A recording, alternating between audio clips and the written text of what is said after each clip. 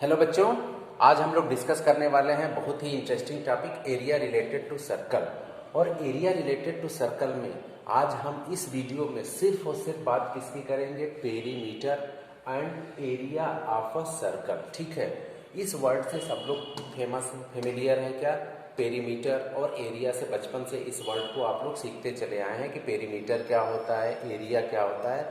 But अब यहाँ पे आज हम जो डिस्कस करेंगे कि सर्कल का पेरीमीटर क्या होगा। सबको पता है कि 2πr है और इसी पेरीमीटर का नाम क्या होता है, सरकमफ्रेंस के नाम से भी हम जानते हैं। एरिया ऑफ अ सर्कल क्या होता है, πr²। लेकिन आज तक हमने सिर्फ फार्मूला रटा है कि 2πr ये होता है, सरकमफ्रेंस हो गया, πr² क्या हो गया, हमारा एरिया हो गया। बट हम ये जानने की कोशिश नहीं की कि ये आया कैसे। ठीक, तो आज हम इसी पे डिस्कस करेंगे कि हमारा 2πr और πr² का कंसेप्ट आखिर आया तो आया कैसे, इसको किस मैथमेटिशियन ने बताया, इसका बैकग्राउंड हमारे इंडियन मैथमेटिशियन ने बताया कि और मैथमेटिशियन फॉरेन मैथमेटिशियंस ने बताया। तो चलिए अब बात करेंगे सबसे पहले किसकी, हम इसके पेरीमीटर की। तो सबसे पहले पेरीमीटर समझने के लिए हम करेंगे क्या, एक सर्कल डायग्राम सब लोग साथ साथ कंस्ट्रक्ट करो। सपोज ये हमारा सर्कल है और ये इसका क्या है, सेंटर होता है। ठीक, अब हम करेंगे क्या, इस सर्कल के सपोज पॉइंट ए से ऐसे अपन ट्रेवल करना क्या किए, शुरू किए। ट्रेवल करते करते करते करते करते करते हम फिर क्या करें, जब हम यहाँ पे फिर आ गए कहाँ पे, ए पॉइंट पे ही, तो ये जो हम डिस्टेंस कवर करते हैं इसी का नाम हम क्या दे देते हैं, इसी को बोलते हैं अपन, क्या होता है कि ये पेरीमीटर होता है और इसी को हम सरकमफ्रेंस ऑफ सर्कल भी बोलते हैं। तो चलो सबसे पहले करेंगे क्या, हम इसकी डिफिनीशन राइट डाउन करेंगे। तो राइट डाउन करेंगे डिफिनीशन, तो लिखिए distance distance covered bye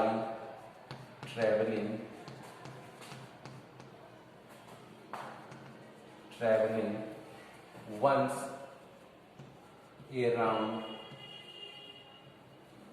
around a circle, once around a circle, ठीक, once around a circle is its perimeter. Once around a circle is its perimeter, usually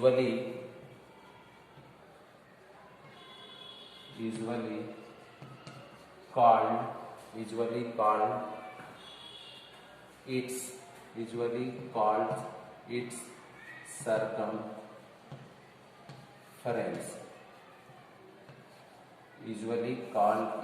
circumference. ठीक, ये जो हमने अभी इसको डिस्कस किया था, इसकी डिफिनीशन लिख दिए कि distance covered by travelling once around a circle is its perimeter, usually called its circumference. ठीक, इतना तो क्लियर हो गया कि ये सरकमफ्रेंस की डिफिनीशन है, ये डायमीटर, ये क्या, सॉरी किसकी बात की, पेरीमीटर की। इतना तो क्लियर हो गया, ओके। अब चलो बाद में क्या किया गया कि इसी सरकमफ्रेंस की एक डिफिनीशन निकल के आए, इसको राइट डाउन करते चलो।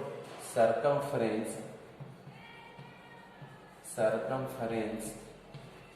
Of a circle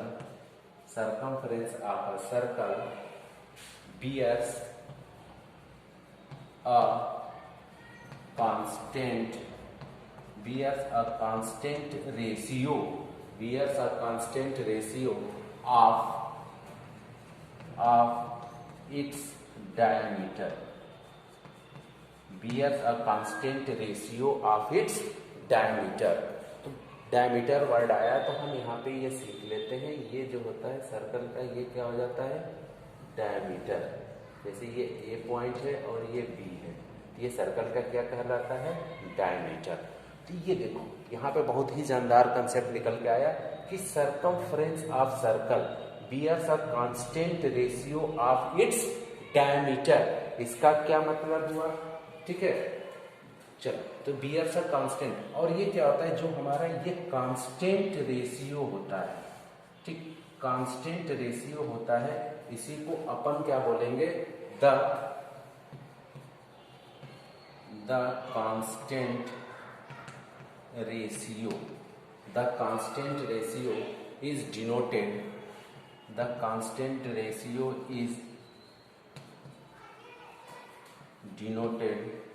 by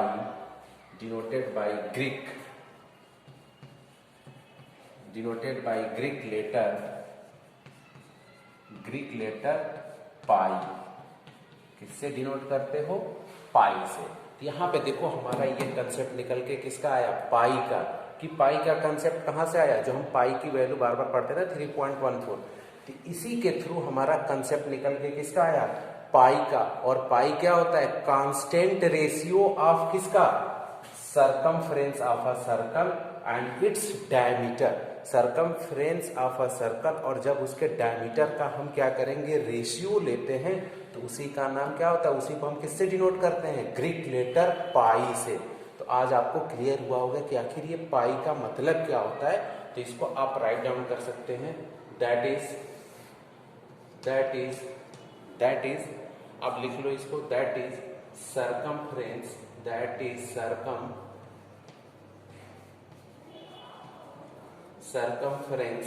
upon diameter equal to pi. That is circumference upon diameter equal to pi. ये क्या मिल गया? हमें पाई मिल गया। ठीक, समझ में आई बात? पाई का कंसेप्ट कहाँ से आया? पाई होता क्या है? किसी भी सर्कल का, सर्कल चाहे जितना छोटा हो, चाहे आप जितना बड़ा ले लो, ठीक, हमेशा जो उसका रेशियो, किसका रेशियो? उसके सर्कमफ्रेंस और डायमीटर का जो रेशियो आएगा वही क्या कहलाएगा? पाई कहलाएगा। क्लियर हुआ? और पाई है क्या? पाई ग्रीक लेटर है। ठीक है, पाई क्या होता है? एक ग्रीक लेटर होता है जिसकी वैल्यू बाद में डिफाइन क्या की गई कि 3.14। ठीक, ये तो पता चल गया कि ये इसकी डिफिनीशन है। लेकिन हुआ क्या? अब देखो, अब यहाँ से पाई की वैल्यू है, तो लेकिन इसके बाद क्या हुआ कि हमारे जो मैथमेटिशियन थे, अब किए क्या कि सर्कल ले लिए, फिर उसका डायमीटर ले लिए, और इसको बार बार इसकी डिस्कवरी करते चले गए। तो एट लास्ट हमें यहाँ से पाई की वैल्यू निकल के आई थी क्या? 3.14। उसको भी अपन डिस्कस करेंगे। पहले हम बात किसकी कर रहे थे? सर्कमफ्रेंस की ना, कि सर्कमफ्रेंस 2πr होता है। तो आया कैसे? अब इसको यहाँ से सीखेंगे। तो आप इसको राइट डाउन कर लो कि सर्कमफ्रेंस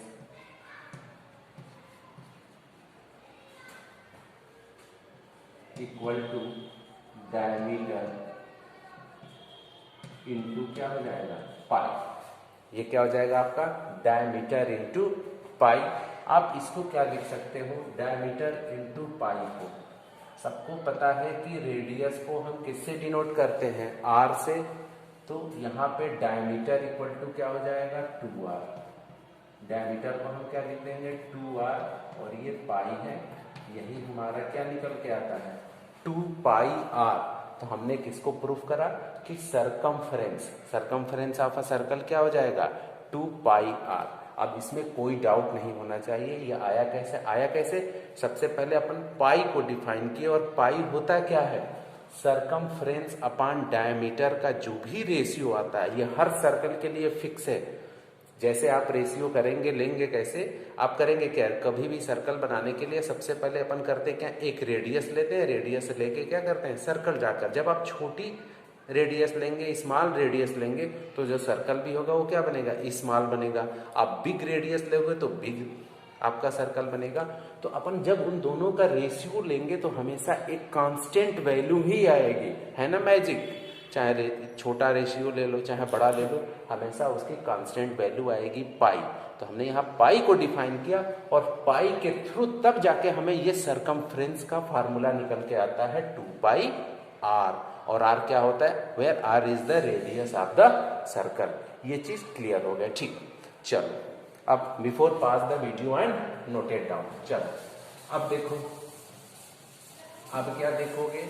अब यहाँ पे क्या हुआ कि अब देखेंगे कि जो हमारी पाई की वैल्यू है 3.14, वो आई कैसे? इसकी डिस्कवरी किसने किया है? इसकी वैल्यू किसने कैलकुलेट किया? तो जो पाई की वैल्यू जो हम लोग जनरली आज फ्रीक्वेंटली यूज करते हैं कि पाई इक्वल टू 3.14 कैलकुलेशंस में, इसको हमारे इंडियन मैथमेटिशियन आर्यभट्ट जी ने क्या किया था, कैलकुलेट किया था कि पाई की वैल्यू क्या होगी 3.1416।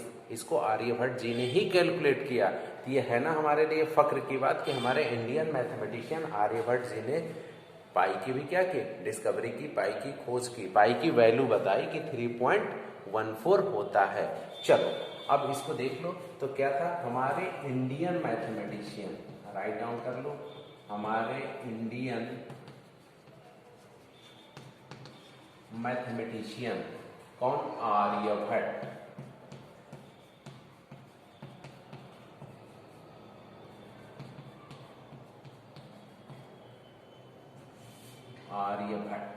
हमारे इंडियन मैथमेटिशियन आर्यभट्ट ने ही पाई की वैल्यू को क्या किया था, सबसे पहले कैलकुलेट किया था।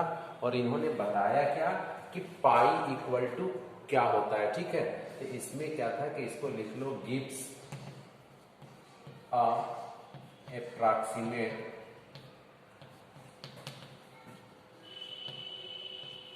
एप्रोक्सीमेट वैल्यू ऑफ किसकी, पाई। ठीक, और ये वैल्यू इन्होंने दी क्या, पाई इक्वल टू 62832 अपान 2, ये क्या हो गया 20,000। ठीक, इन्होंने ये वैल्यू बताई कि पाई इक्वल टू, ठीक है, 62832 अपान 2 0000, ठीक, इक्वल टू, और इसी को कैलकुलेट किया इन्होंने और बताया कि 3.1416।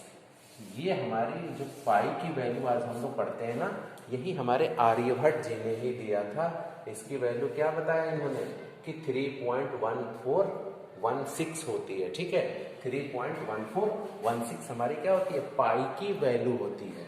फिर क्या हुआ इन फ्यूचर, फिर फर्दर बहुत समय बाद हमारे इंडियन मैथमेटिशियन रामानुजम ने फिर क्या पाई की वैल्यू कैलकुलेट किया। आर्यभट्ट जी ने सिर्फ ये बताया कि 3.1416। ठीक, तो हमारे रामानुजम जी ने इसको क्या किया, कैलकुलेट किया, कितने प्लेस तक, मिलियन प्लेसेस तक पाई की वैल्यू को कैलकुलेट किया कि 3.14168 एक्सेट्रा। ऐसे वहीं से आपका टर्मिनेटिंग नॉन टर्मिनेटिंग का कंसेप्ट भी बन के आया था, वो अलग मैटर है। तो फिर क्या हुआ, और 3.14, लेकिन बात ये हुआ कि मिलियन प्लेसेस तक तो हम लोग कैलकुलेशन में यूज कर नहीं सकते हैं। तो हुआ क्या कि इसी को आप राइट डाउन कर लो, फॉर प्रैक्टिकल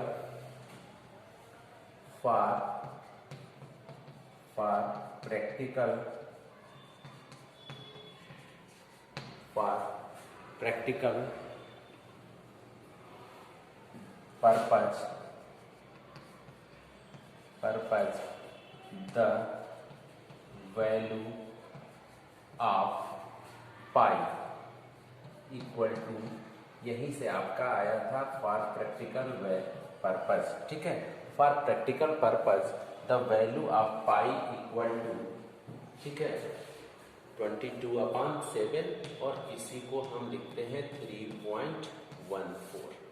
ठीक, तो इसको भी आप राइट डाउन कर लीजिए कि फॉर प्रैक्टिकल पर्पज, ठीक, the value of pi equal to 22/7 equal to 3.14। जो हम लोग इस चैप्टर में या फिर कहीं भी एरिया आप सर्कल करते हैं, पेरीमीटर निकालते हैं 2πr, तो पाई की वैल्यू हम क्या करते हैं 3.14 लेते हैं। तो अभी हमने क्या सीखा, पेरीमीटर ऑफ अ सर्कल। ठीक है, इसमें पाई की वैल्यू क्या होती है, सरकमफ्रेंस कहाँ से आया। अब अपन आएंगे क्या, एरिया ऑफ सर्कल की बात करेंगे कि वो भी हमारा जो होता है पाई आर स्क्वायर होता कैसे है। ठीक, तो चलो before pass the video and noted down.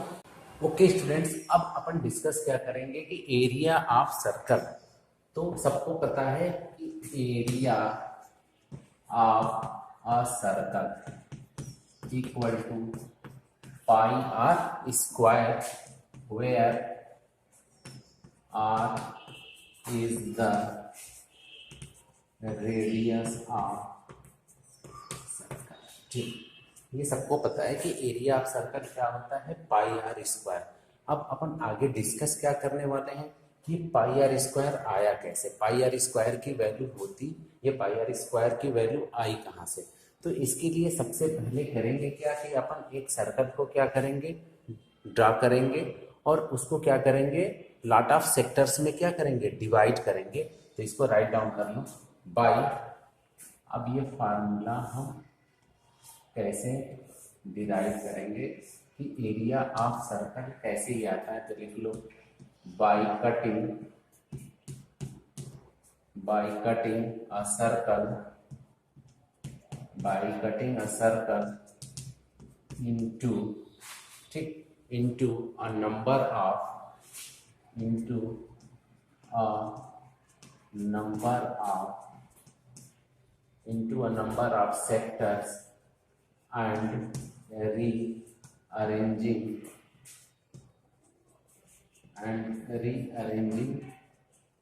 them, ठीक। कैसे इसको करेंगे कि bye cutting a circle into a number of sectors, number of sectors में अपन करेंगे क्या, उसको डिवाइड करेंगे और उसको फिर क्या करेंगे, रीअरेंज करेंगे और उसके बाद हम क्या करेंगे, area of circle find out करेंगे। तो सबसे पहले इसके लिए अपन करेंगे क्या, एक बड़ा सा सर्कल डायग्राम बनाओ साथ साथ, ये हमारा बन गया सर्कल, ठीक। ओके, ये नीचे दिख नहीं रहा होगा, फिर से हम बना दे रहे हैं। ओके चलो, ये देखो ये बना हमारा बड़ा वाला सर्कल। ओके, अब क्लियर है, ठीक। ये हमारा क्या हो गया, सर्कल का सपोज सेंटर। अब इस सर्कल को हम करेंगे क्या, नंबर ऑफ सेक्टर्स में क्या करेंगे, डिवाइड करेंगे, ठीक। ये रहा, ठीक। अब करोगे क्या, ये 1, ठीक, ये हम इसको ऐसे डिवाइड किए 1 2, ये हमारा हो गया ये 2 और ये हो गया 3, ये आएगा आपका ऐसे 1 2 3 4 ऐसे। आप इसको भी डिवाइड करो, ये आया 1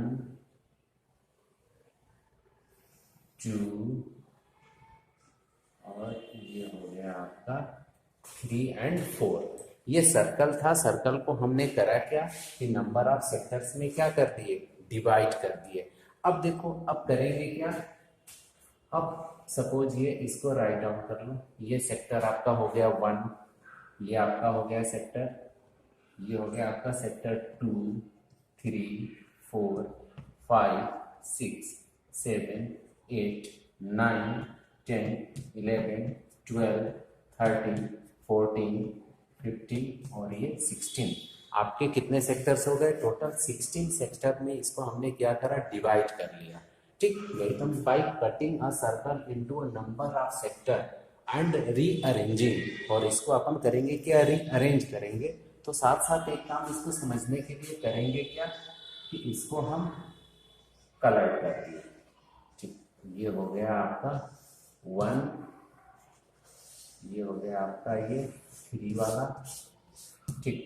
3 के बाद से आपका ये हो गया 5, ये हो गया सेक्टर नंबर 7, 7 के बाद से हमने ये ले लिया 9, ठीक।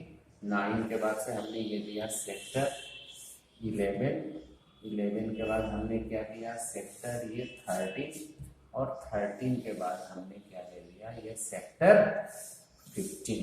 चलो देखो अब क्या करोगे, इन्हीं सेक्टर्स को अपन रीअरेंज करेंगे, और रीअरेंज कैसे करोगे, ये बनाते चलो साथ साथ। ये रहा आपका 1 2 3 4 5 6 7 और ये 8, ठीक। ये हमारे 8 सेक्टर्स हो गए। ये सेक्टर ये ऐसे हैं 1 2, ये वाला सेक्टर, ठीक।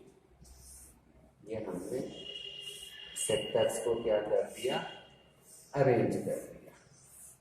ओके, देखो बहुत ही इंटरेस्टिंग है और इसको ध्यान से देखो, ठीक। अब देखो यहाँ पे टोटल कितने सेक्टर्स हैं, 16 है। हमने यहाँ पे अभी तक कितने सेक्टर्स लिए हैं, हमने लिया यहाँ पे 1, ये 3, ये इसको काउंट कर लो 1 1 2 3 4 5 6 7 और 8। टोटल हमने कितने सेक्टर ले लिए यहाँ पे 8। तो इसका मतलब टोटल 16 था। अपन सबसे पहले कंसीडर कितने किए 8, और जो ये 8 सेक्टर है इसका सरकमफ्रेंस क्या होगा 2 पाई आर। इस पूरे की लेंथ होगी 2 पाई आर, क्योंकि रेडियस इसका क्या है आर है। देन अब यहां से यहां तक की लेंथ आप देखोगे तो ये क्या हो जाएगा, इसकी लेंथ हो जाएगी पाई आर, क्योंकि हमने हाफ सेक्टर ही लिए हैं, सिर्फ 8 सेक्टर लिया है। अब देखो ये हमारे 8 सेक्टर हो गए, और फिर क्या करेंगे, ये ऐसे कर लो, ये this this this this this this. अब देखो ये हमारे कौन से सेक्टर हैं, तो ये पिंक कलर से हमने इसको शेडेड किया था, ये वाले, ये पिंक कलर के सेक्टर हैं, ठीक, ये वाले, ठीक।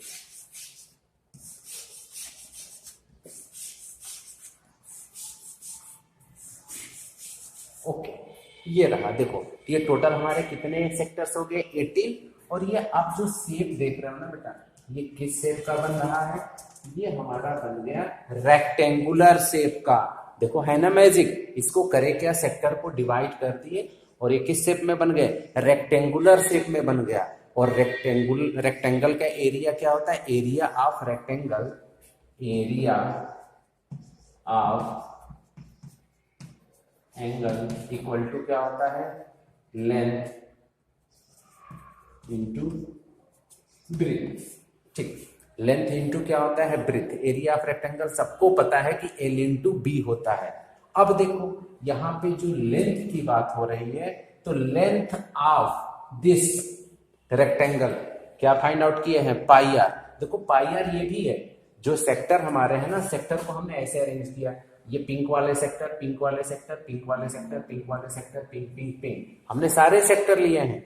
और नीचे क्या है, जो वैकेंट है, ये वाला सेक्टर, ये नंबरिंग। ओके स्टूडेंट्स, अब देखो इसमें जितने सेक्टर्स हैं, पहले अपन इसको करेंगे क्या, काउंट करेंगे। तो ये देखो कितने सेक्टर है, ये देखो 1 वाला है, ये 3 वाला है, 5 7 9 11 13 और ये 15। ये सारे वो सेक्टर हैं जिसको हमने पिंक कलर से क्या किया है, शेड किया है। 8 नंबर लिखा भी है, देखो 1 3 5 7 9 11 13 और 15, ठीक। और ये जो नीचे वाले कौन से हैं, 2 4 6 8 10 12 14 और 16। तो हमने करा क्या, एरिया को सेक्टर में डिवाइड करके इसको किस शेप में लिया, रेक्टेंगुलर शेप में। और इस तरीके से लिया कि जितने भी इसमें सेक्टर्स हैं सबको अपन क्या कर लिया गया, किए हैं, कवर भी कर लिए।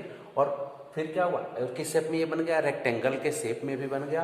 तो इस रेक्टेंगल की लेंथ क्या हो जाएगी आपकी पाई आर, क्योंकि सरकमफ्रेंस ऑफ सर्कल क्या होता है 2 पाई आर। और ये इस तरीके से अरेंज किया गया है कि सारे सेक्टर भी क्या हो जा रहे हैं, मर्ज हो जा रहे हैं, लेकिन इसकी लेंथ क्या हो जा रही है 2 पाई आर का हाफ, क्योंकि एक साइड में कितने सेक्टर है 1 2 3 4 5 6 7 और 8 सेक्टर हैं।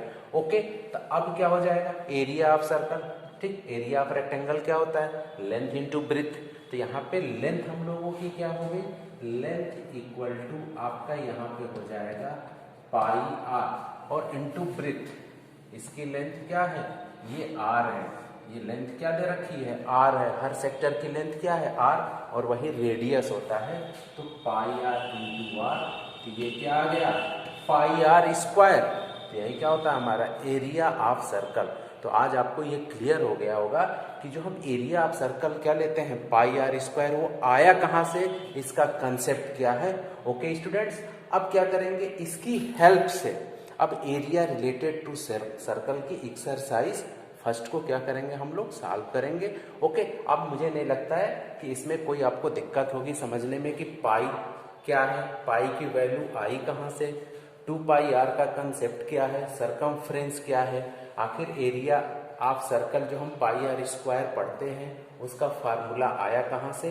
तो ये कितना था, है ना बहुत इंटरेस्टिंग। और सबसे मजे की बात है कि इन सब की डिस्कवरी के पीछे बात, जितने भी कंसेप्ट ये सब आए हैं किसने दिए, हमारे इंडियन मैथमेटिशियन आर्यभट्ट ने दिए। पाई का कंसेप्ट किसने दिया, आर्यभट्ट ने दिया। और पाई मिलियन प्लेसेस तक उसकी वैल्यू किसने बताई? हमारे इंडियन मैथमेटिशियन रामानुजम ने। हमने ये सबको क्या करा था, अभी डिस्कस करा था। ओके, चलो फिर मिलते हैं नेक्स्ट वीडियो में।